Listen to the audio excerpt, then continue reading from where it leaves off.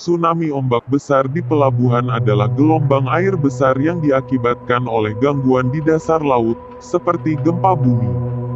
Gangguan ini membentuk gelombang yang menyebar ke segala arah dengan kecepatan gelombang mencapai 600-900 km per jam.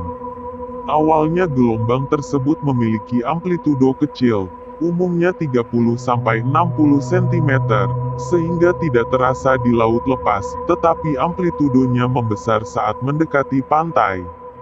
Saat mencapai pantai, tsunami kadang menghantam daratan berupa dinding air raksasa, terutama pada tsunami-tsunami besar, tetapi bentuk yang lebih umum adalah naiknya permukaan air secara tiba-tiba.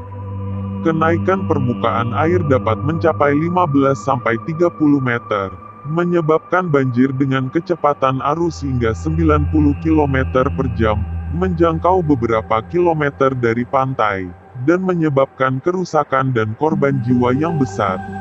Tsunami Samudra Hindia 2004 di Aonang, Provinsi Krabi, Thailand.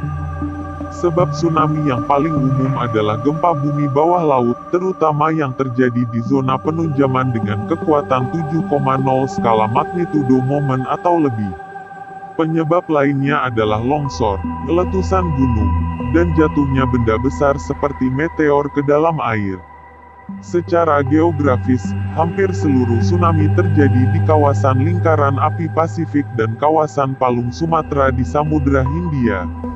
Risiko tsunami dapat dideteksi dengan sistem peringatan dini tsunami yang mengamati gempa-gempa berkekuatan besar dan melakukan analisis data perubahan air laut yang terjadi setelahnya. Jika dianggap ada risiko tsunami, pihak berwenang dapat memberi peringatan atau mengambil tindakan seperti evakuasi.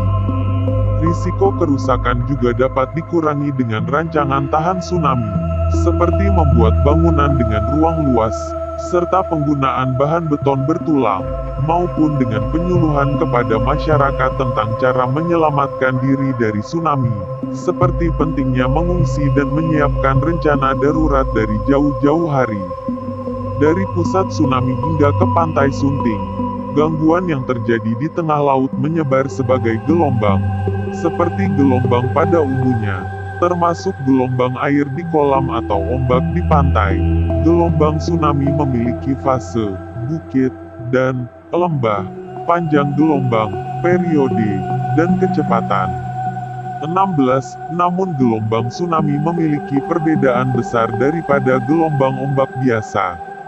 Tak seperti ombak biasa yang energinya berasal dari angin, gelombang tsunami bisa terus bertahan karena gaya gravitasi bumi yang menarik air untuk kembali ke kesetimbangannya. 7. Perbedaan lain adalah dari sifatnya secara matematis. Panjang gelombangnya, jarak antara satu bukit ke bukit berikutnya, berkisar antara beberapa kilometer hingga ratusan kilometer. Ini jauh lebih besar dibandingkan ombak yang panjang gelombangnya sekitar 100 meter. 17. Karena panjang gelombangnya ini, serta kecilnya amplitudo atau tinggi gelombang, umumnya 30-60 cm, gradien atau kemiringan air yang terbentuk sangatlah kecil, sehingga tidak terasa oleh kapal-kapal di laut lepas. 17. Gelombang tsunami juga memiliki periode yang jauh lebih besar, dapat mencapai 70-2,000 detik dibandingkan ombak biasa, sekitar 10 detik. Hal ini berarti arus yang ditimbulkan tsunami bertahan jauh lebih lama. 16. Kecepatan gelombang tsunami dapat mencapai 600-900 km per jam, juga amat besar dibandingkan ombak biasa, sekitar 50 km per jam.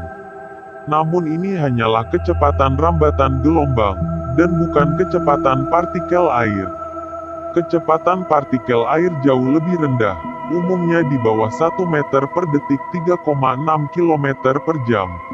16. Kecepatan ini kira-kira berbanding lurus dengan akar kuadrat dari kedalaman laut, sehingga tsunami bergerak lebih cepat di tengah samudera dibanding dekat pantai dangkal. 18. Karena itu, waktu tempuh sebelum tsunami mencapai suatu titik tergantung pada karakteristik dasar laut maupun jarak dari pusat tsunami.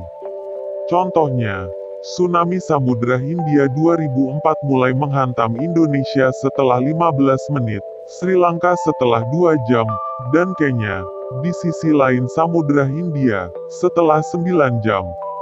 19. Perbedaan lainnya antara tsunami dan ombak biasa adalah gelombang tsunami melibatkan air di seluruh area vertikal, baik bagian dalam dan dangkal.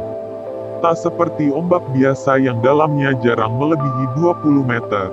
Gelombang tsunami mencapai dasar laut sehingga memiliki total energi yang jauh lebih besar.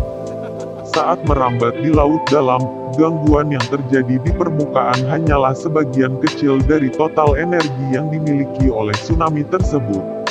5. Saat gelombang tsunami mendekati pantai, kecepatan gelombang menurun akibat gesekan dengan dasar laut.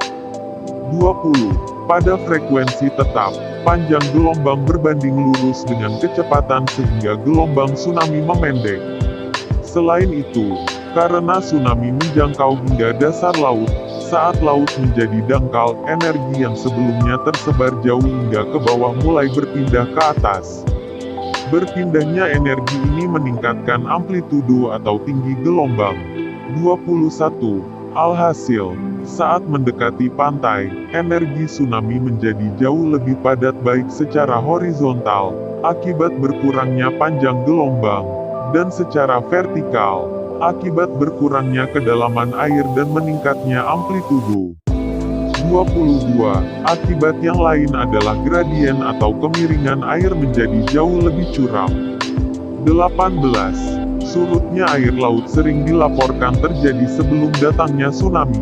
Dalam kasus tertentu air laut dapat bergerak hingga ratusan meter menjauhi daratan.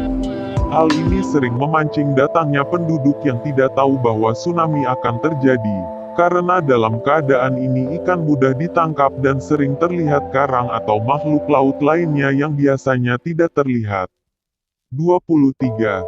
Tidak semua tsunami didahului oleh surutnya air, tsunami juga dapat langsung dimulai dengan naiknya permukaan air. Hal ini karena tsunami berbentuk gelombang, dengan puncak dan lembah. Jika lembah gelombang yang sampai lebih dahulu, permukaan air laut akan turun. Sebaliknya, puncak gelombang menghasilkan naiknya air laut. Kedua hal ini dapat terjadi dengan peluang yang sama. 24.